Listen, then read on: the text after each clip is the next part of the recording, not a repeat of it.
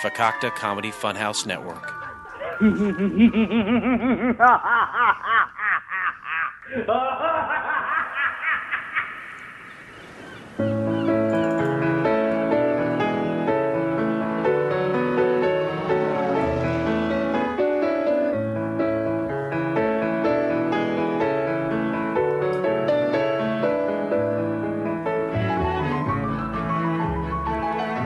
Ah, yes. Welcome, all of my friends, to Couch Pilots, the show that dares to fly into the unknown territory of awful television pilots of the past. My name is Jason, aka Mr. Bombastic, and across from me is the Shaggy One himself. It's Captain Philip Restisher. Good evening. Good evening, my friend. How are you doing? Good. That was good. I love the little Shaggy reference. Remember that song? Yep. I'm a little cold gangsta. Right. Back when rap was just like a virgin. Yeah. Yeah. When horrible rappers took over the genre. The airwaves were flooded with one-hit garbage. Right. Mambo Number 5. Yeah. The Ice Ice Baby. Yeah, what's that? Python. The Baby Got Back. Montel Jordan. This is how we do it. This is how we do it. Sha-la-la-la-la-la. He's a preacher now. He has a church. Good. I feel like, if you're a shitty rock and roll star, then you become a cowboy eventually. Then you get into cowboy music. And if you're a black washed up hip hop guy, then you become a pastor, right? Right. You find the Lord like MC Hammer did. And look how that worked out for him. Reverend Run. Remember him? Yeah. Whose house? Run's house. A show we'll never talk about on this program. Because it had more than one episode. Right. Welcome to Couch Pilots, the show that only talks about other shows that had one episode. How have you been? I mean, we haven't talked in a week. Yeah, it's been a week. Pretty good. I went to the Old English Fair, and I saw a big, huge pile of horse shit. Nice. Does it remind you of our numbers? No, I don't see our numbers. I specifically asked not to see them. You always print them up, and you come to my house, and you knock on the door, and you say, here are the numbers. The numbers are in. Yeah, and you're like, I'm not opening the door for you, Blake. Go before I call the police. Yeah. So, no, I don't know what our numbers look like. I imagine that they're similar to the shit that I saw, but I will not confirm that. I saw a jousting. I saw a man put fire into his mouth. Ooh. And I threw a throwing star. You threw a throwing star? Yep. Did you hit the target? I hit the wood, but it just bounced off it like I was a baby. I'm a baby. I'm gonna throw the star. I'm a baby. Did you do this in front of your daughter? So my daughter was there. Lost some man card points there. Yeah, she laughed in your face. Shame washed over her. Right, and she said, he's never going to protect me. That's right. So she started looking around for other father figures. And then I lost her. Did you go look for her? No. Oh. Wherever she ended up, she's better off. Oh, definitely. I've known that for years. That's fair. What about you? What's new with you? It's been a week, I didn't let you in my house. We tried to show me the numbers. Right. What's going on with you? Just dealing with some depression. Yeah. That's pretty much it. Swimming in depression. Normal stuff for you. Swimming in depression. Literally. Drowning in depression? Oh, almost drowning, yes. Are you getting choked up? No. No, I'm not. No. I'm fine. I'm going to trudge through this. There is such thing as a man period. I believe there is. Okay, let's dig into this. This is good. This is good. So I do believe that men have a cycle. Mm-hmm. And although they don't bleed from the hoo-ha. Well, you talked recently about having blood in your stool. Oh, always. I always have blood in my stool. Is that unrelated to the man It's period? unrelated because it's all the time. Okay. But I think there is a week or so, or sometimes longer, a month, that I'm either angry or sad or depressed. Are we in the middle of that? I think we are. I think it's the summer one. Like it's going to go the whole month. It's the depression solstice. Exactly. So I'm here recording on a day that you're drowning in sorrow. Pretty much. Oh, great. All right. But you're a beacon of light. Oh, I'll take it, I guess. You don't have a man period ever? No, I mean, that's a part of the reason I think you thought my daughter would be better off without me, because I usually end up physically taking it out on her. Okay. Pummeling her about the face and chest. Nice. Yeah. Nice. So it'll make her stronger in the end. That's what I tell her. As I'm saying it, that's what I'm telling her. And, the first few years, I guess, she didn't believe it, but now she's calloused up, and she almost welcomes it. Sure. It's like, Dad, when am I getting my beating? It's like, right now. Right. Boom, boom, boom, boom, boom, boom, boom. That's her heart beating. Oh. And I thought that was your intro music. Started off boom, boom, boom, boom, boom, boom, boom, boom, boom, boom. Gonna hit your daughter, knock her out, and knock her in the nose. No, we don't condone child beating. Speak for yourself. Now, how do you measure when your man period is going to be? Is it linked with the lunar cycles, like ladies? Well, I think for me, it's a little bit different because I can go a long time without having one, and then I just have like a real long one. So it doesn't actually happen like every month, like once a week, every month, like with women. Mm-hmm. I think it's not seasonal depression. It's just random chemical imbalance. Oh yeah, Okay. Oh yeah. Many doctors have told me I have that. And are you self-medicating? No. Okay. Well, maybe you should. I'll try that next time. My bad.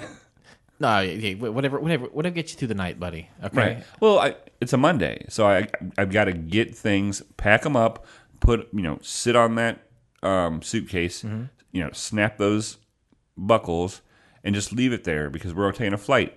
We have 7 people that depend on us every Monday to entertain them, and I can't entertain them when I'm in a heap of horse shit. You're this is a manic Monday, right? Well, manic depression? No, I wouldn't say it's manic depression. I'm not going all over doing every kind of things. Manic Monday. Remember that song? Yeah. Whoa, whoa.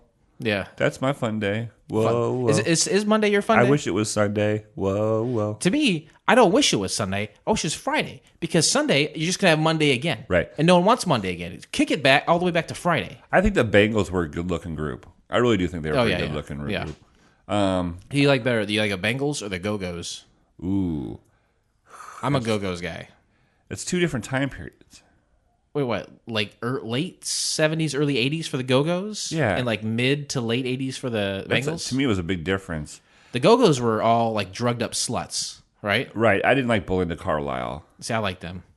I'll take the Bangles. Okay. You take the Go-Go's. All right, buddy. That's a deal. High five on that one. Nice. And high five on some fan feedback. Fan feedback. We have tons of fan feedback. We're going to dedicate this whole episode's fan feedback to one person. Is it me? Well, did you send in fan feedback? I did not. Okay. Our good friend Dee Dee. South of the border. South of the border. She's 7 days difference in the time. Yeah. Is that forward or backwards? I didn't ask her that. Maybe we should ask her.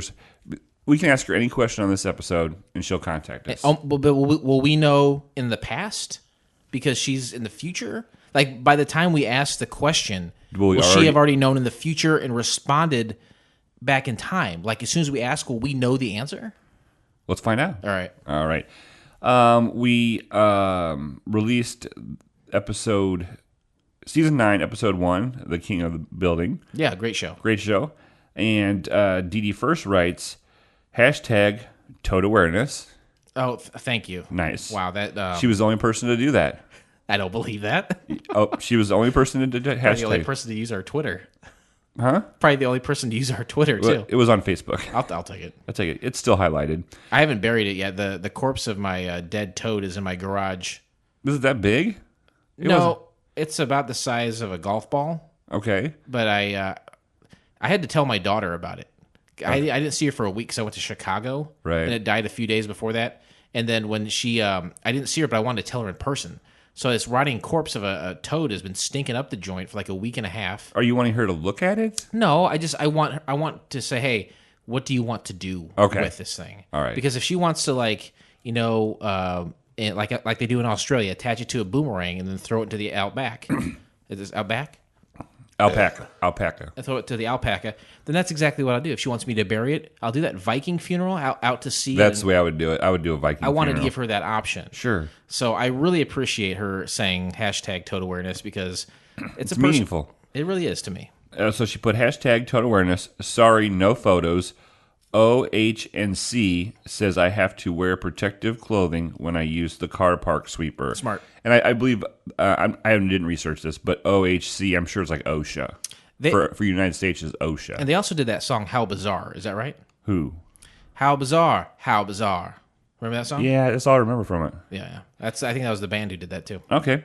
And then I said, haha, we love you, dear. Thanks for commenting and listening.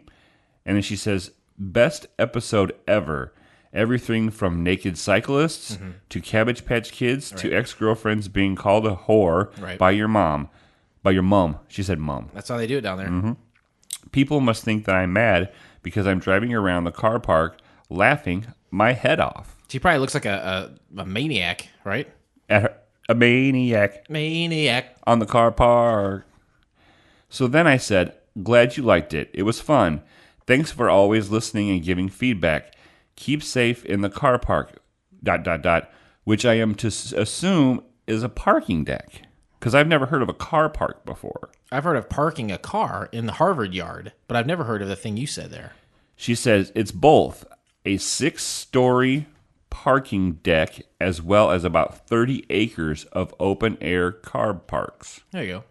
So she's doing the Lord's work, right? Oh, yeah. I walk around parking lots all the time. Garbage, little wind, garbage tornadoes going around. No. Someone needs to clean that shit up. Crack pipes. Yeah, absolutely. Needles. Used condoms. Fresh condoms. DJ Jazzy Jeff. And the Fresh Prince condom. Anyway, I went really far for that. So I said, now I get it. Plenty of room for us to land if need be.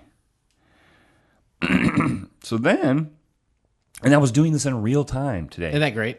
Doesn't that feel good? It was amazing. Here she is on the other side of the world. She's working. I'm working. And we're still getting by. So, and she put from the office. This is really funny. She sent a Facebook message. It says, from the office, all in capital letters, from the office of the official Couch Pilots ambassador to Australia. Right. My captain, I hear you have been looking for me. I'm at work at the moment. I will message you tomorrow. Blake, for your love of the Golden Girls, she sent me a link to a picture with Betty White leaning against the Sultan, a 300-pound Bengal tiger in 1979. Ooh. And it was history and pictures. So what happened was, Dee Dee friend requested me on Facebook. We're officially friends. Holy cow. So it happened. It finally happened. A match made in heaven. So, Dee Dee took the time today. She was at work. She was doing God's work, as you said. But she took the time to get a hold of us and let us know what she thought of the show. You have friends around the world. They're not just my friends. They're your friends, too. They're my friends, too. We have friends all over this great country of ours. All in low places because they're down under. Anda. So it's like a Garth Brooks Men at Work combo one there. Do you think, you know how they make versions of shows like in other countries? And like say we made The Office, right? We made the American version as a Brit. Do you think there's an Australian version of the Golden Girls? That is an interesting question. That's be something Dee Dee could answer for us. I would watch that. Sorry, I'm having a lot of trouble here. That's all right. Yeah. So Dee Dee, can you tell us? Do you watch the Golden Girls?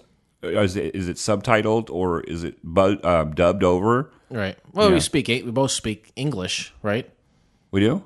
What do you think they speak? Australianese. Now, see, koala. Okay, see, I don't know. I thought it was English. You might be right. I may be wrong. Maybe. I don't know. Let's go in the air. We're gonna hit it. Okay. Ladies and gentlemen, the captains have turned on the fasten seatbelt sign.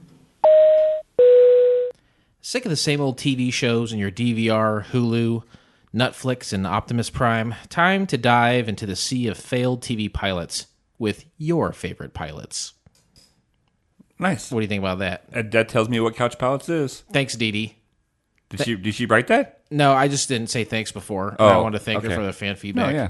She's racking up frequent flyer points, I tell you that much. She's pretty. You know what we're thinking about doing What's that? is offering her.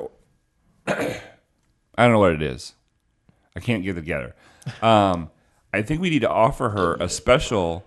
I mean, we sold out of all the VIP tickets for CouchCon, We are at max capacity for this event. but I'm thinking we should take the plane over and to Brisbane, Queensland, Brisbane.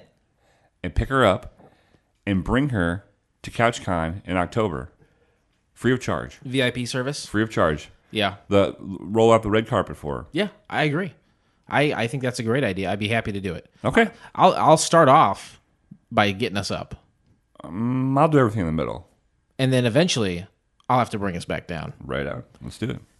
Today we discuss the pilot episode of Here Comes Tobor from the year of our Lord 1900 plus 57. Great year.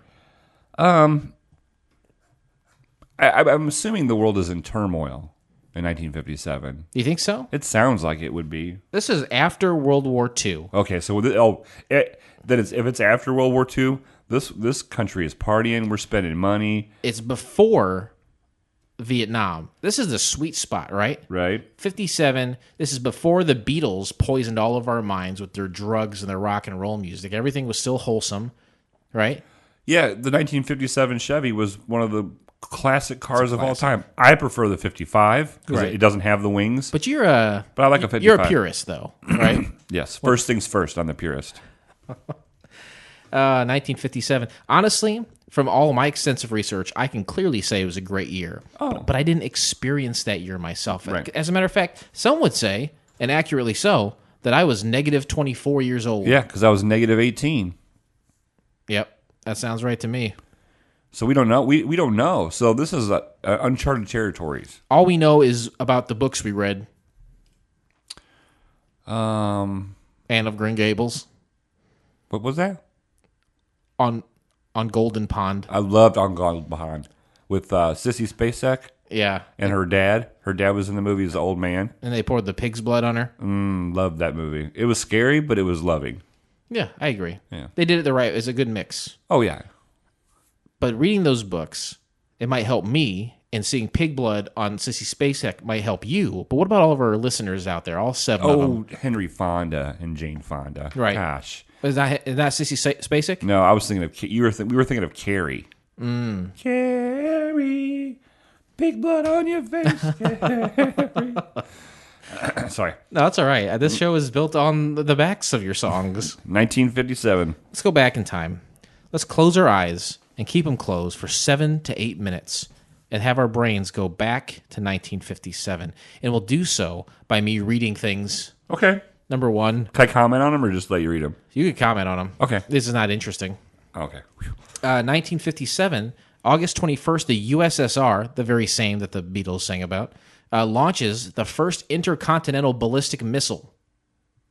There were some serious shit back there. The Ruskies don't fuck around. Ruskies ain't nothing to fuck with. That's right. And October 4th, the USSR launches the first artificial satellite, Sputnik 1. Satellites on my head, such a diamond in your sky. I wonder. Yeah. Is he douchey? Is Dave Matthews yeah. douchey? Oh, 10 times the douchey. But I mean, he does have some good songs, doesn't he? No. Okay.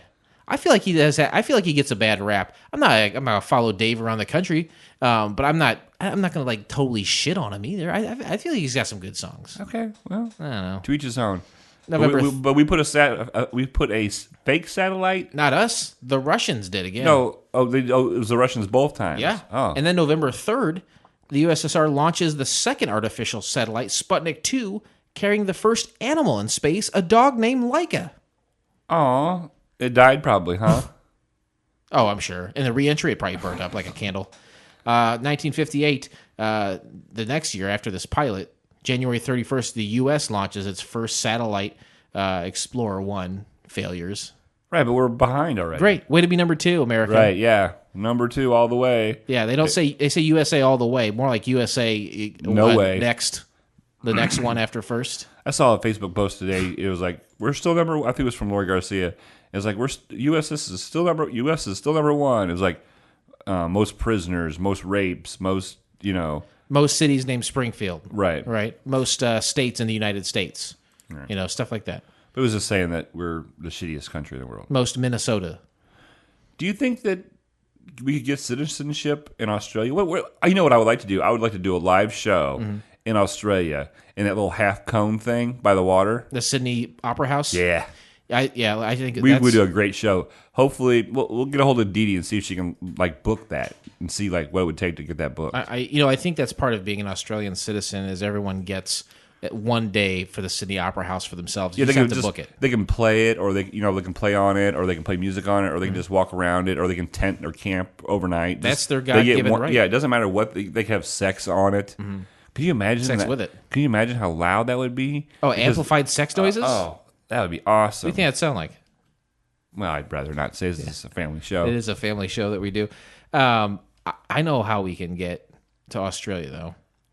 We start digging a hole? We start digging a hole from right here.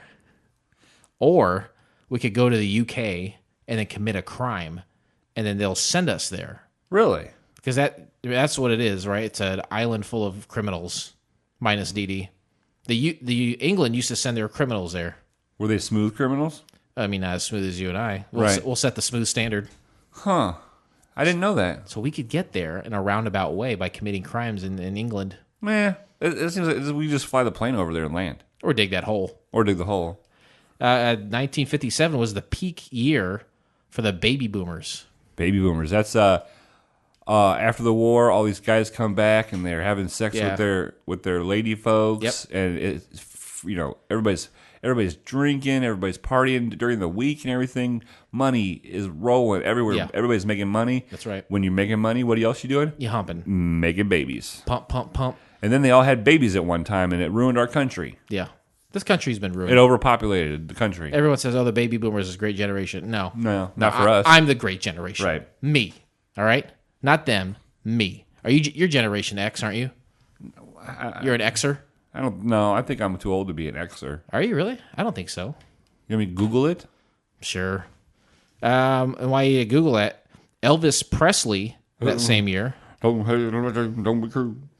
He purchases a mansion in Memphis, Tennessee, and calls it Greatland. Whoops, Graceland. Graceland. Whoops, my mistake. You ever been to Graceland? No, I haven't. I've always wanted to go. I'm not a big Elvis fan, but I really would like to go. He's got something weird, like the blank room. What is that? The jungle room? Yeah, there was a jungle room. What does that mean? It was Vines? Decorated in jungle paper. Jungle paper. Okay, so typically use starting birth years ranging from the early to mid 60s and the end birth years ranging from late 70s to early 80s. Yeah. So I would be a Gen Xer. I've heard to late 81, which is when I was born. I think I'm the last of Generation X. D-Generation X? DJ Generation X. Yeah, book me for your parties. I don't think I want to go to Graceland. Like, okay, if I just happen to be walking by it, in the scenario where I'm just walking down the street and I look to my left or my right and I see Graceland, I say, okay, I'll pop in. But I'm not going to make it a point to go there. What am I supposed to see? Old shit?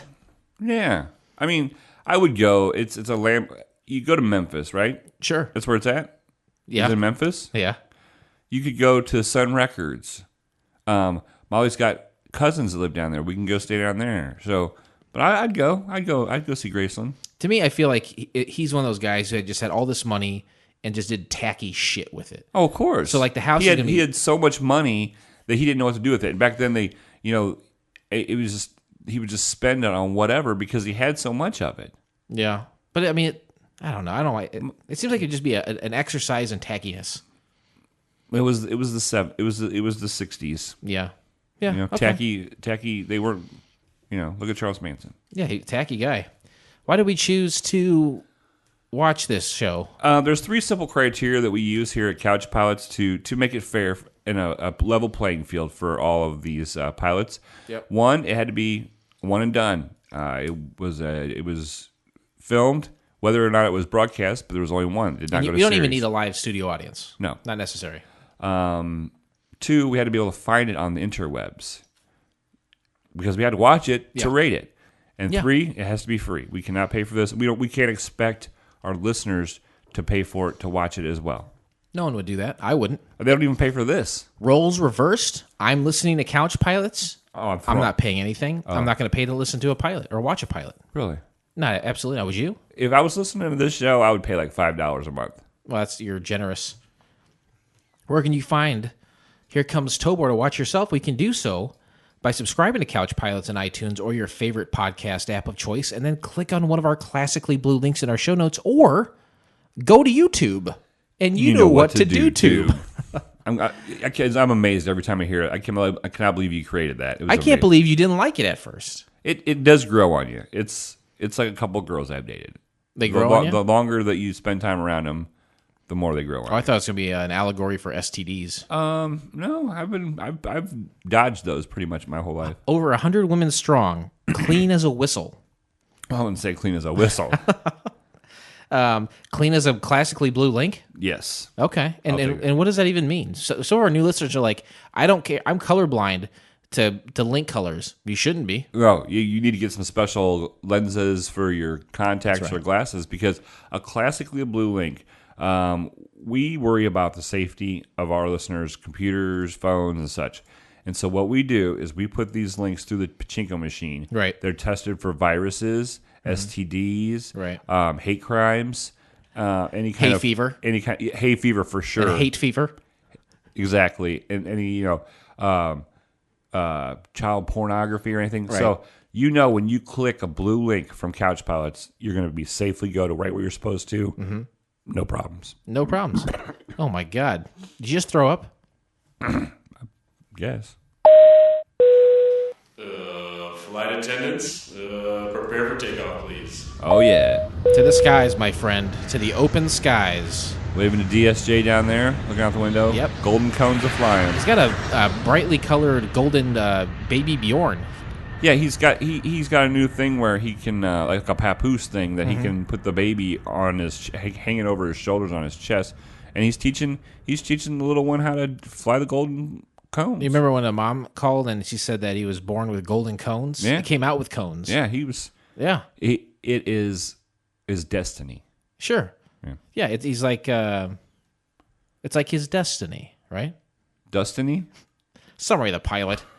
A young boy uses his ESP, or ESP, I don't know, to control a robot created by his wheelchair-bound uncle, and together they combat the forces of evil. I really like that summary. We've had a couple shitty summaries the last couple of episodes. This one was really good. It wasn't too meaty. I like a little fat on my stuff. A little cushion for the pushing, but I do not like it on my summaries. Yeah. So yeah, let's keep those clean and lean, right? Lean, Trim. Yeah, keep them trimmed up for sure. You don't need an excess of anything. This next part of the show. Spooge. Spooge. It's a Generation X word. Yeah, it is. So are cones. 1957, right? I'm there. We're back in time. They made this show, and there's only one of them, but other things happened. Other things that, just by watching the show, you wouldn't know about. And I'm about to unveil those things in a section of the show called Interesting Facts. Conrad rule. Ladies and gentlemen, there's a Conrad rule in effect. Step right up to the Conrad rule. It's, the Conrad rule says, listen to these facts, hear them, take them in, don't respond. Sit on your hands, put a ball gag in your mouth, throw a Molotov cocktail at your forehead. I don't care what you do. Put some body butter on your butt and stay there. That's right. There are a lot of times we're a pack animal. We like to. We're social creatures. Mm-hmm. So you might be listening to this with other people. Don't ruin their experience by responding to these facts in any way. It's very simple. Just take them in, understand them, digest them, and then shit them out later when you're by yourself. Right? Okay. Let's go for it. Here Comes Tobor and Other Lost Action Shows was featured in a DVD collection in 2008. So if you wanted to, you're like, I enjoy this so much, I wish someone would put it on a disc that lasers could turn into an image and sound. Yeah, you can do that. Yeah, it's available. I wonder how much it is. Hopefully free. This show is built in the back of his back burbs. Here Comes Tobor was a proposed American science fiction television series meant as a spin-off of the 1954 film Tobor the Great. Ooh. It was produced for the 1956-1957 season. Wow. Now, Tobor the Great, a.k.a. Tobor, is a 1954 American black and white science fiction film from Republic Pictures. The storyline involves Dr. Ralph Harrison, who resigns his government post in protest against the inhumane treatment being inflicted upon spaceship pilots. His colleague, Professor Nordstrom, develops an alternative robot that he names Tobor, the reverse anagram of robot. Oh, it is, isn't it? Which soon becomes a friend and a playmate to Harrison's young son, Gadge. Gadge, what a horrible name. Pretty bad. Tobor is stolen by enemy agents, and the only two scientists and Gadge's psychic link with the robot can save it from being reprogrammed and used for evil purposes against the USSR. So that's the plot of that film. Right, and that's very close kind of to the plot of this show in a way. There's a lot of similarities, if I may say. You're allowed to say such. The credits of the pilot episode read, Tobor played by Tobor. So I am to believe that the robot is sentient. And is real, and is a member of SAG. And it's probably got great insurance as a result. Wonderful insurance. Thanks to Mark Maron for bragging about his great insurance today on his show. Have you watched his new show on Netflix, Glow? I watched the first 3 episodes. And how is the nudity? The first episode, I saw some titties. Oh, good? Yeah, I mean, just average girl titty. Well, I love Allison Brie. I watch the hell out of Community. It's a fantastic program. She does have some giant milk muscles. There are some big boobs, but they haven't been shown naked yet. But I'm 3 shows deep, and I'm watching it. You like it? Will you recommend it? I'll tell you when I'm done. Fair enough. Here Comes Tobor was produced by Guild Films and was shot in Hollywood by co-producer Carl Dudley. From the Dudley Boys? Fact. The wrestlers, the Dudley Boys? He was he was the father of all the Dudley Boys. Okay, all right. Of Devon and Bubba Ray and Spike and there's others probably floating around the EC dub. The theme of Here Comes Tobor was produced by Howard Jackson, composer of over 450 productions, including Mr. Deeds Goes to Town. That dude was making all kinds of bank for copyright reasons. Oh, yeah. You know what I mean? He, well into his 90s, he was making money off all those. Hell yeah. The pilot cost around $50,000 to produce. Really? Yep. That's an amount of money. Fact. Right. I can't say anything else. Why? I mean, knowing what you know, why would you? After having failed to sell the pilot for the 1956-1957 season, Guild Films made renewed attempts to merchandise it during 1957. Interesting facts over. That was jam-packed full. There was a lot of facts. A lot of facts, right? It's amazing, like, we watched something that was, from like 10 years ago, and there's nothing. And this one's from like 60 years ago. Yep. And it's like, here we are. I got all kinds of stuff to say. Just overflowing with facts. Next section of the show, simply, bluntly called Twitter responses. Twitter responses. Did Jason get some Twitter responses? No, they're all dead. New low blow promo. In a world where we hate everything except for the things we love, there's the Low Blow Podcast. So join us every week as me, Adam Z. Me, Dave Rowan. And Chris and Naomi. She might be naked. I'm naked.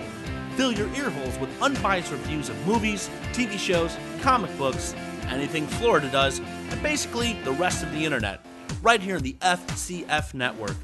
So please check out all your favorite downloading podcasting apps for us, the Low Blow Podcast. Appropriately inappropriate. Ow! Nice. I like that. I like it. These guys are smart, okay? This is what they say. Hey, here's a girl who is cute. You don't know she's cute because there's audio. She has a cute voice. Cute voice. That's exactly right. And they say, I'm naked, right? Right. So that way the listener can imagine whatever style of woman that he or she likes. That's right. Just attach that voice to it. Attach that voice to it. Yeah, so I'm listening, and say another show just said, hey, I got it here, I'm going to talk about this and that, and there's a naked lady here. I'm tuning into that show. Oh, definitely. Right? But I'm so stupid that I think I'm going to see a naked lady, even though it's audio. But in your mind, you're with imagination.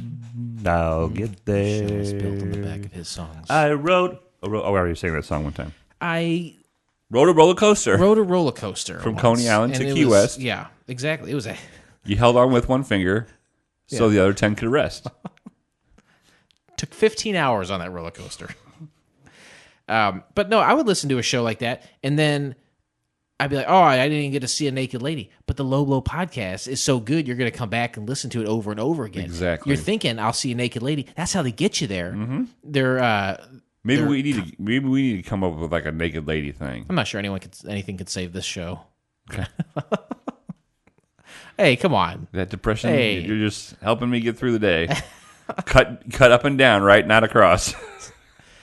Whew. Summary. No, not summary. Let's break down the pilot. All right, let's Tobor. break it down.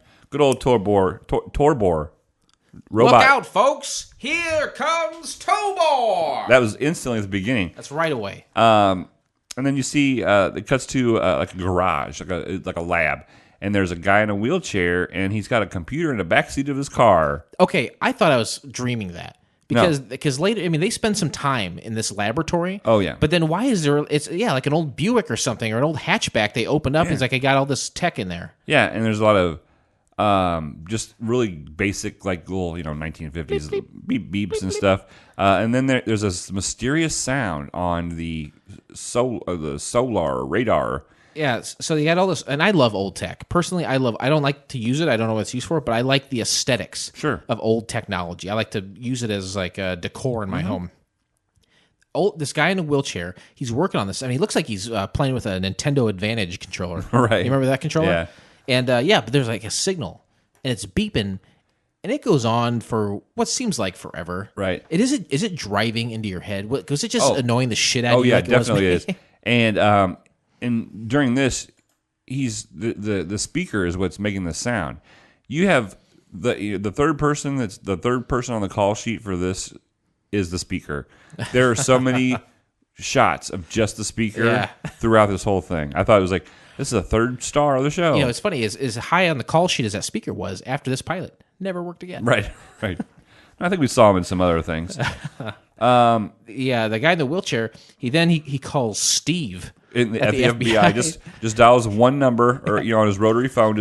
That's something else. Is like it saw every movement. There weren't any cuts or anything. It was just you're gonna see me dial every single rotary. I'm gonna wheel myself over to this desk and call Steve in the FBI. Hello, FBI, is Steve there? Sure enough, he was. He asks like a Navy expert to come over to see if they can break the code. Right. And it's just funny. He's like, do you have a Navy expert who come? I feel like everything was so basic and definitely. And then these two cuts to like being outside the gates of this place, and there's this electronic eye that stalls their car so they can't, and they have to go show their ID. Then their car, once they get approved, the car starts back up again. And the guy's like, what do they come up with next? I'm like, oh, I don't know, everything. I don't know, a computer in your pants that takes videos, a milkshake machine, a vibrator. You got one more? You got one more? A foot massage. Nice. And during this scene, they flash up on the screen. Boom. Tobor and the Atomic Submarine. This is the title of the episode. Yeah, and that's what caught me off guard at first, because I started playing it, and I saw, here comes Tobor. Right. And then all of a sudden, they cut, and it's like, Tobor and the Atomic... I was like, did it cut to a different show or something? I thought maybe you made an error. Sorry. Let's see. So they're going there, and then it kind of cuts to the boy and the robot. They're playing horseshoes, and on the lot of this secure place. I thought like they were going to show like them building Tobor, or like how he came to fruition. He's already built and ready to go, and I think I like that. I think that he's already like, I don't need to see all that shit. Well, right? what was that one that we watched where that guy was paralyzed and he built that robot? Eco-Man. That took forever. It really did. But here, Tobor. God damn it! I say Tobor. I say Tobor. It's French, Tobor. But anyway, so we're introduced to Tommy. Yeah. And again, they're playing horseshoes, and of course, Tobor is really good at it. He's killing it, man. He's killing it. He does all the algorithms in his head, right? Right. And Tommy is having a conversation with him. He's not making any noises back like a normal robot. Beep bop boop boop beep bop. No, it's just Tommy talking like this. and then they start talking about, or the guys who are coming through the gate, they see Tommy from a distance. They park on the road. It's like, what the hell is that thing? And so it's a robot, and it works with extra sensory perception. Right. This is where this is what the segment of the show they use to explain to the audience how the robot works and how the kid and the robot communicate. Exactly. That's exactly. So that's what it is the kid can communicate with Tobor because he has a heightened sense of ESP as well. And so it's not anything like he was injected with or mastered. He was born with it. His mom and dad's sperm work together. Mom's sperm?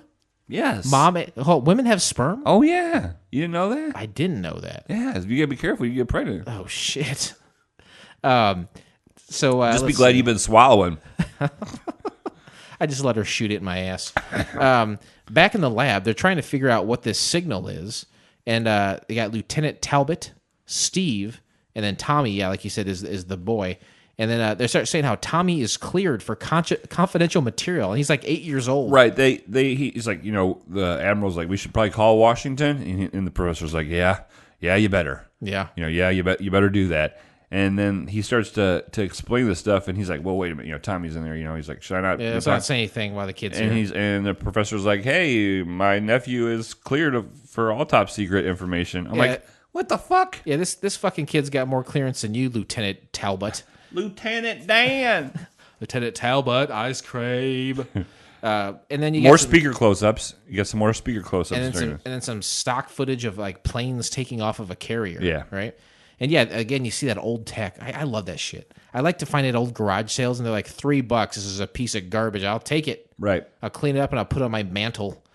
And women will fall. They dry up. All over. They dry up. They act as my in-house dehumidifier. they dry up in your living room, and when they go back to your bedroom and they see that you have just a twin bed, then they just shrivel up and go. Then they crack and they turn into dust like bunnies, Lot's wife. Little dust bunnies. So the jets are on their way to the submarine that's been lost or something. They're heading towards the atomic sub. And then they're watching those jets on the radar, and all of a sudden they just disappear one by one. They get picked off right as they get by the submarine. Well, there's nobody on the submarine. They think it's been lost in the ocean. Yeah. But how are these jets just disappearing? I think this is my favorite part of the show because you have a mysterious voice saying "Mayday, Mayday, SOS," and he's like, it's very clearly like saying all these obvious things and plainly. Where you think there'd be a lot more jargon and stuff, Right, they're keeping it simple, stupid, right? Yeah, for sure. So these planes are being downed. The ones that were like going after it or whatever, they're being downed by the same technology that used to stop the guys when they first entered the facility and it killed their vehicle for a second. But it's from a further distance. That's what it is. Further distance. Yeah, they're like somebody or something has got the same thing but a lot more powerful. So the admiral and professor, everybody decide that we need to send Tobor out there in a missile. Yeah, let's put this robot in a missile. Tommy's like, hey, can I go? They're like, yeah, you can go with us. Yeah. This little 9-year-old kid is going to go on a mission where a robot gets shot up into... Well, I think the plan was like he would go with them on the boat or wherever they were going to launch the missile from. And right. Then, well, yeah, but not actually on the missile. Spoiler. Right. Alert. Oops. So like, and he says, yeah, you can go on the mission. And he says, boy, oh boy, here comes Tobor. They're really cramming in that title of the show. And then the next scene, Tommy is like standing next to Tobor. Everything seems very dark. Oh yeah, black and white. It's definitely dark. But he's giving him a pep talk, right? Right. You can do it. You can do it, Tobor. You're the best. But it's like, why is he giving him a pep talk though? I was wondering, because isn't the child essentially Tobor? Shouldn't the kid be like talking to a mirror saying, I can do this? Because whatever he says the robot to do, the robot's going to do it. Why does he need to talk? The robot's got no self-esteem. Right. And the robot, Tommy doesn't have to be right next to the robot. Yeah.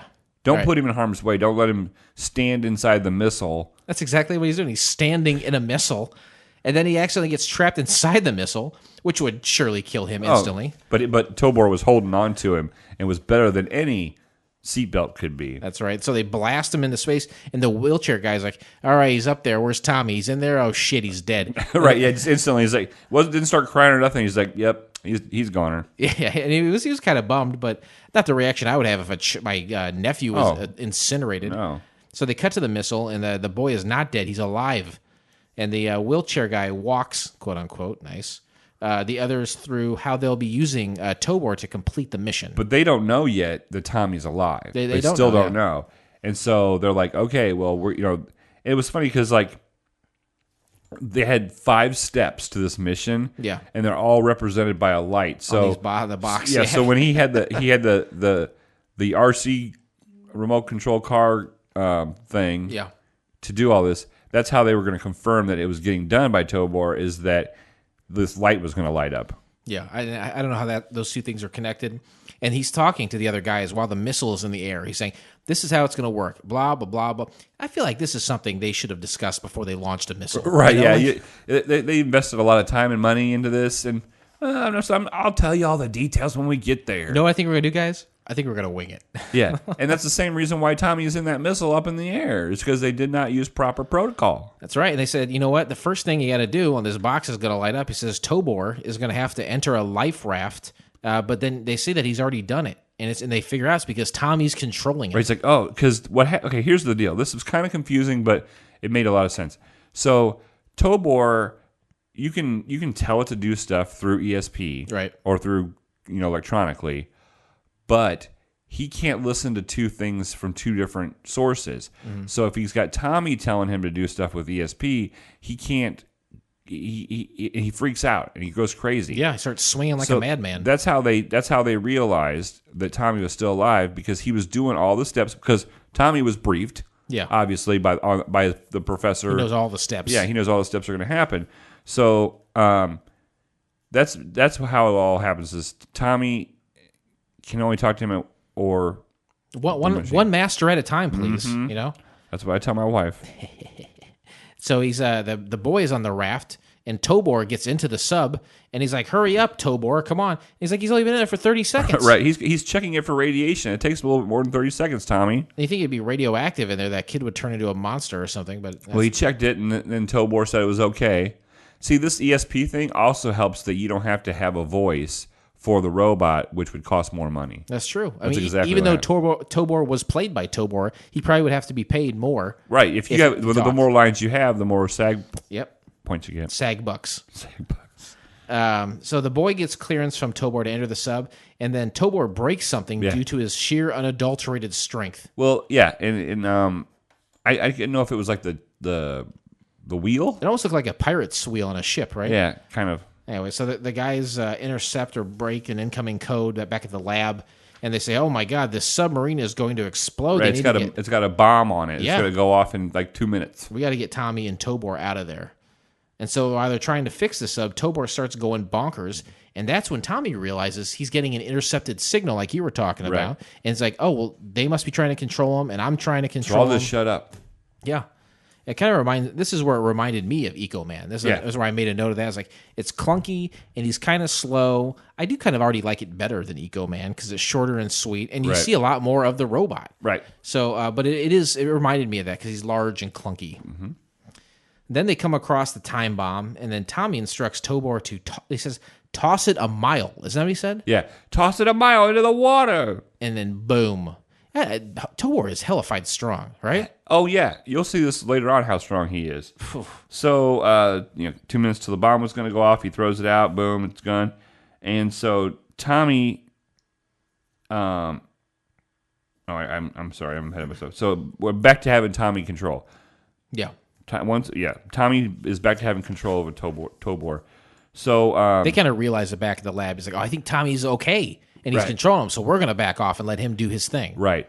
So then they're looking through... Oh, so we see this gun thing, or they say that the sub's starting to get pulled by something. It's being pulled or directed to a vessel. And so Tommy looks down up the periscope of the submarine, and he sees this really... To be honest with you, this is the coolest part of the whole show. It was pretty cool. That flag, it was like a pirate flag, but it was like a skull with like...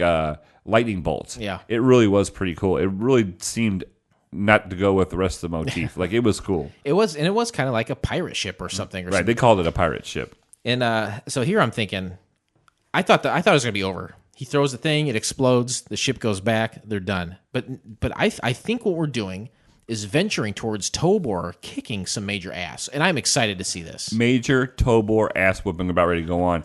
So basically there's this, a magnetic gun. And these Germans, these German guys have a they scientist and an admiral, and they go down on the ship and they see Tobor and they start messing with him and they like pick him up and take him aboard their ship. As strong as he was, I would have thought he weighed a ton. No, they he pick him right up. Yeah, he was like it was like he was made of aluminum cans. And while they were doing that, Tommy was hiding. He's like, he tells Tobor, he's like, "Hey, I'm going to go hide because I don't know what the hell's about to go down." Right. I'm glad he did. I don't care if you get busted up. I'm not going to bust up. So the German scientist and this admiral guy, Admiral Morgan, I believe. Admiral Morgan, come down. And they're like, "Oh, now it's time to tell the world who we are and what we want." And what does he say? He goes, "I'm going to get a hold of the world." He's like, "Attention, attention! I'm speaking to the world." So basically, he's like, "We're gonna, we have all these. We have this gun, this magnetic gun. The first thing we want to do is we want to take over the United States of America because they're number one." And we were back then. And that's our first enemy. And they're like, and then somebody from the United States is like, "Fuck you. We're not doing anything you ask." Yeah, because he's speaking into the radio and he's making demands. He's got control of the sub and the power to shut down mechanical things from great distances. So he does have this power. But yeah, he pretty much says, "I want all the gold in Fort Knox." Yeah, he's like, "I'm gonna because they say to him, 'Oh, we're not gonna, fuck you, we're not gonna.'" He's like, "Okay, I'm gonna double my first demand. Now I want all the gold in Fort Knox as opposed to just half of it. Yeah, and I want to commendate a vacated battleship outside of New York City." Dave is such a douche. Back in the sub, Tommy uses the periscope to look for Tobor. And he says, "Time," and I think it's time to toss these pirates a mile. He threw the bomb a mile. I think now he's going to start smashing. He starts picking them off one by one and just throwing them and just like throwing like huge pieces of a ship at them, just ripping it off. Tobor is effectively murdering these guys. At one point, I think the first guys, he like creeps out of this thing, and then he does one of those Three Stooges things where both of his hands go to his side. He grabs the heads and like clunks them together like a couple of fucking coconuts. Yeah.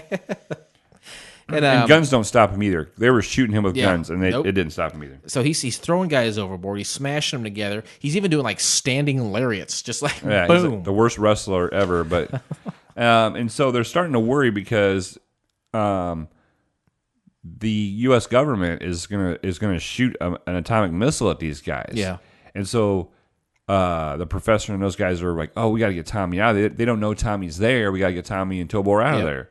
And so he's beating the hell out of everything, and Tobor breaks the magnetic gun. Yeah, he, that gun has no effect. He walks right up to it. Oh yeah, it is pull. Well, it's like he pulls it toward him out of the hands of the other people. Breaks it, shatters and breaks it, and then Tommy calls the admiral and professor and is like, "Hey, we're all good here. We got everything taken care of." Yeah. Tobor, I really do think killed that admiral and his buddy. Oh, definitely. I think he threw something at it and killed those guys. Tommy informs his uncle of their success. Tobor has the bad guys trapped in a fishing net. Those who survived were all in a fishing net. Because you always have to have a couple survivors. That's right, to tell the tale of the robot that wouldn't stop. Nice. Please remain seated as we are now crossing a zone of turbulence. Turbulence. The part of an airplane ride that I fear the most. The rapid ascent and descent of a plane, the shaking up and down, not knowing... It's ironic because you get it up and bring it down, and that's the thing you're most scared of. That's right. I'm facing my fears every Monday right here on the FCF network. High five it. But it's also pertinent to say that these pilots have turbulence. Yeah, there's something wrong with them, otherwise they wouldn't win the series. Why didn't this show work? It's called Here Comes Tobor. Tobor essentially did come. Right. Sexual pun. Hey-oh. Why didn't it work, though? It's okay, so here's the part for me, okay?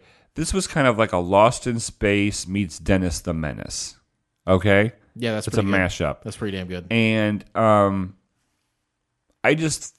was this a kid's show or was it an adult show? You're dealing with atomic bombs and stuff. That should be like an adult thing. Yeah. But you have this fucking kid on there. Why can't you have a cool spy? Why can't you have a cool, grown-up, good-looking spy? Like, so you would like to see this more as an adult show? Well, tell me what it is first. Is it a kids show or if it's not? If it's a kids show, you can't be talking about atomic warfare. Yeah, and you can't be murdering folks like that robot did. Right. I think it's more of a kids show. Okay, then they can have Tommy, but maybe the missions need to be less like Go to the store. No, it could be like bad guy stuff, but like not. I mean, go to the bad guy store. Yeah, there's a nuclear gonna blow up the whole planet. Yeah, it's pretty gloom and doom in that aspect, I suppose. Because the nuclear war and like atomic bombs, that was a very real thing. That was a very real thing at that time. Duck and cover, right? Yep. So your ashes can be in a huddled position rather than a standing position. I've had some girls like that where I got to duck and cover as soon as she gets her shirt off. I'm not sure exactly what that means. But She's fat. Oh, got a big one. Got a big one. I got me a big one. Sometimes for your buddy, you got to take a grenade. That's right. A bath grenade. Yep. But about it. Yeah, I agree with that. This is another example of maybe a show not knowing exactly what it was or not tailoring it to its exact demographic. Because you just got to tweak those two things. Okay, if it's for teenagers, so make Tommy a little older, make him like a young MacGyver kind of thing, or like a Johnny Quest with a robot, right? But not such a Dennis the Menace kind of character. A slingshot. Remember, he always had a slingshot. Good old Mr. Wilson. Oh, here comes Tobor. Mr. Wilson, do you want to put it in my butt again today? Good Lord. That is not where I'd like to see it go if it survived. I would say that, they're having new adventures every week, right? Sure. They're, I don't know. Maybe, I thought at one point during the show that the kid was going to get into the robot. Right. Like they could save from like a bank getting robbed. Yeah. Or an evil race car driver. I would love it if Tobor was just accepted in humanity as just another person. Like Tobor would just always just casually be hanging around. Right. Maybe with like a lemonade in its hand or like a sun bonnet, just walking down the street, waving to folks. Hey, Tobor, good afternoon to you, sir. And he's just walking down the street with like casually. a briefcase. Yeah. That would be like a fedora. Sure. And then maybe when trouble starts, just like Superman and Clark Kent, he like puts on a cape. Or he just spins around in a circle. And it gets all blurry, and then he stops, and he's dressed in. That'd be the ultimate slap in the face, wouldn't it? Like a robot, a 10-foot tall robot you see all the time and accept as one of your own, and then a 10-foot tall robot superhero, and people can't tell the difference. Right. There's no way that's Tobor. You know what? I've never seen Tobor and that superhero robot in the same place at the same time. Ladies and gentlemen, as we start our descent, please make sure your seat backs and tray tables are in their full upright position. We're heading down in a blaze of reviews. IMDb score for Here Comes Tobor. What do you think that is? 6.5. No, it's 4.2. Damn it. From 10 ratings. Not a lot of ratings. No, not at all. Not a lot at all. Viewer reviews. Nifty, if stupid fun, 5 out of 10 scars from Steve Nyland, Squan Comatic from the New York City of USA. I enjoyed watching this infamous failed pilot for a TV series spun off of Tobor the Great, thanks to its inclusion on a Spanish-made DVD of the parent film. Huh. He goes on to say that if you keep your expectations low or just happen to adore giant robot movies, it'll make an otherwise idle hour slip by. So I don't know if he's watching. 26 minutes long. He's watching this in half speed, perhaps. Right. No wonder he didn't like it. A very odd but bad curio. 2 out of 10 scars from Plankton Rules from Bradenton, Florida. We've read from Plankton. I think before. So. This guy is he's on a very similar trajectory as the Couch Pilots. Here Comes Tobor was an attempt to put Tobor costume to use once again. You see, he first appeared on TV on Captain Video and his Video Rangers, and then in a movie Tobor the Great. I didn't know that. Didn't know that either. Maybe he was a different character, An odd little curio and worth seeing once, and only once. I don't know. Let's see here. A lot of these people review these as not in the mindset of 1958. They have to put their minds there. That's right, what makes us so good at our jobs. That's why we are the elite. The elite rating force. Agreed. Reviewer Boomer 12K, 5 out of 5 scars. Tobor the Great. I remember the movie, and my sister and I watched it back then, and we watched it last year with our projector. Awesome. I found this title of Tobor and the Atomic Submarine on eMule, but it would not complete the download. So I'm stoked that it is here. I kind of remember maybe seeing it back in the 50s as a kid. It looks familiar to me. Maybe they showed it, but nothing came of it. Too bad. It was kick a $$. I would like to watch some of these old ones on a projector. I've got a projector screen. That's how they used to have to watch pornography. Ooh. Can you imagine that? I don't have that much time to set that up. Yeah, when it comes to jacking off, I'm in and out. You ever seen a snuff film? Jesus Christ, no. Okay, I'm just curious. Have you seen a snuff film? No, I have. I think they're out there. Oh, they're out there. Like on the deep web. Have you heard of the dark deep web? Yeah, you have to have tokens or something. Bitcoins. You have to use bitcoins on the dark web? I think so. I don't know. I don't want to get into that. I read something the other day, like if you pina coladas? If you would have bought like 10 bitcoins like 10 years ago, it'd be worth like $1 million right now. Yeah. Now, is that something physical though? Are they actual coins or is it like digital cash? Yeah, intangible monies. What am I going to do with that? Nothing. You can still use it to pay your bills, couldn't you? Yeah. Bills, right? Bills. There's a couple other things. I don't know. I'm off my game. I can see why it failed. No one wanted to pick up this pilot. People aren't digging it. I don't know. Okay. Whatever. I want to know how you feel. To each his own. Ladies and gentlemen, welcome to FCF Airport. Local time is 11:11 and the temperature is 69 degrees. For your safety and comfort, please remain seated with your seatbelt fastened until the captains turn off the fasten seatbelt sign. I'm all out. I have nothing more to give. No more information, nothing else to talk about concerning this pilot. It's time to rate it. That's the only thing we can do. Let's take everything and put it in a ball. Mm-hmm. Plop out a rating for each of us. Do you want me to go first? Please. Okay. Well, we got to discuss the scale. My bad. Please go right ahead. My bad. I'm sorry. That's it. Do you want to discuss the scale? No, go ahead. Okay. You're a good scale discusser. 1 to 7. That's the scale, and it makes more sense than any scale ever put forth before us. Well, yeah, I mean, there's the metric system. What's a up with series that? of 10s. Go to hell. Yeah, I've only got 10 fingers. Yeah. Thanks, but no thanks. 1 to 7. That's the scale. 1 is the worst. 7 is the best. And it's based off of the characters from the classic 1990s television program, affectionately and accurately called Wings. Right? Great show. One of the best shows ever. Absolutely. Without a doubt. The staple, the cornerstone of this podcast. This is where it originated from. When I saw Tony Shalhoub order a club sandwich for the 30th time, I knew I wanted to be a pilot. Right. Okay? Yep. That's why I'm here. Club sandwich. Changing lives. That's absolutely right. So, Captain Philip, rest assured, I turn to you. How do you rate Here Comes Tobor? I enjoyed it. It wasn't obnoxious like a lot of the ones we watch, the old ones we watch. It was very clear. It wasn't like you weren't bombarded with so much information. Right. They got down to brass tacks. Keep it simple, stupid. Straight up. Which means kiss. Oh. Excuse me. Tommy was a little obnoxious. He was very too Dennis the Menace for me.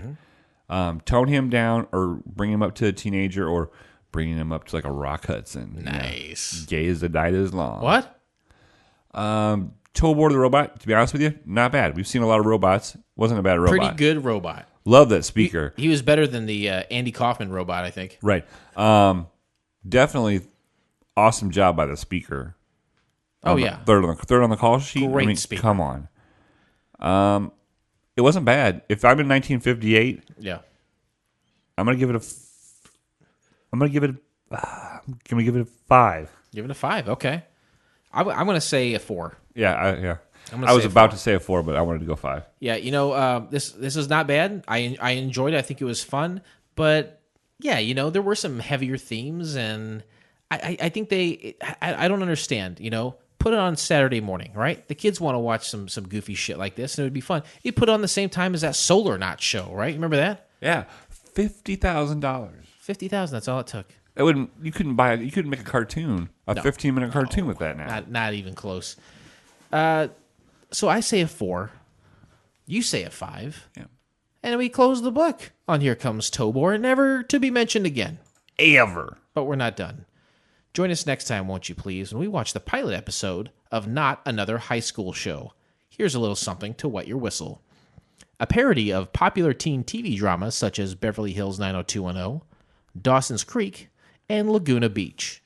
You can find that entire episode by subscribing to Couch Pilots in iTunes or your favorite podcast app of choice, and then click on one of our classically blue links. They're right there in our show notes, or go to YouTube. And you know what to do, Tube. You're damn straight. Oh, my God. Go to YouTube. You know what to do, Tube. That's just the beginning. Right. There's a cavalcade of ways to contact the show. And this one, the graphics and sound are very good considering some of the stuff we watch. Oh, without a doubt. I've seen some shit from the 80s that was just trash. Yeah, like, it was impossible to watch. What's that? Blaze. Modesty Blaze comes to mind. That was a tough watch. Yeah. This is not bad for being 1957. Right? Oh, no, this. I thought you were talking about the one coming up. Oh, that other teen movie? Yeah, but this one wasn't. This one, the audio was clear. Usually it was very poppy and stuff. Yeah, this is not bad it's dark, just like any other black and white show, but it's worth watching. For 57, pretty good. 26 minutes of your life. Just do it.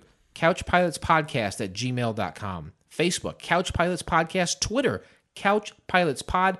Instagram, Couch_Pilots_podcast. Fuck all of that and just go to CouchPilotsPodcast.com. Yes, CouchPilotspodcast.com. It's where you can get all of it. We have our whole archive. You can go by search by date. You can search by subject. You can search anything you want. That's right. All the shows are on there. There's links to all our social medias. And there's even a place where you can email us from our site. And people have done it, and we appreciate it very much. People also can call us. We didn't have a call in this time. That's fine.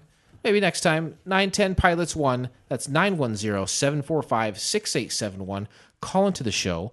We're going to play it live. We're going to talk about it. And maybe more importantly than all that, you're getting frequent flyer points. Frequent flyer points. Right? Surprise prizes. Signed aviator glasses. Used underpants. Possible trip to be here and do a show with us. It's an endless amount of stuff that you can get just by accumulating points, by sharing, telling a friend, calling in, sending us feedback, anything. Any kind of communication. You're going to garner points, and right? It's like easy money. I know a guy who put his kid through college on these frequent flyer points. Yeah. So they're nothing to, just like Wu-Tang, they're nothing to fuck with, right? They're nothing to shake a stick at. FCFnetwork.com. You like this show? Guess what? You're going to like other shows right on the same network. You got Drunken Lullabies. Let's try this podcast. You got The Blunder Years, right? You got Low Blow. Yep. Did you say that already? No. Oh, Low Blow podcast. You got archived great shows such as The Song, Inside and Out. Sex with Heather. Almost 300 episodes of IBWIP. Almost 300. That's fine. We'll just say it was 300, right? We probably lost a few along the way, right? Right. Over 300 episodes of IBWIP. Great show. Great times. Had by all. Great fun. All for free. We're never going to ask you for money unless you want to give us some, in which case we'll gladly take it. Captain, rest assured, is there anything you'd like to say to all of our frequent flyers today before we go? No, I'm really happy with this flight. I just want to say, folks, if you're new to the show, go back and listen to the old episodes. I mean, we have almost 90 episodes. Go back and check them out. Scroll through, and if there's a specific pilot you remember, maybe we've done it. If there's one you want us to do, email us. Yeah, for sure. But go ahead and just download, subscribe to the show on Apple Podcast. Yep. Or any of your podcast app of choice, and check out all the old. We had a pilot episode. Go from that and go up. Let's do the pilot where Good it all times. began, right? Mm-hmm. And with that, this pilot may have been rough, but it's always a smooth flight on Couch Pilots. Thanks, everyone, and we'll see you next time. Later, Tater. On behalf of Couch Pilots and the entire crew, we'd like to thank you for joining us on this trip, and we are looking forward to seeing you on board again in the near future. Have a nice day.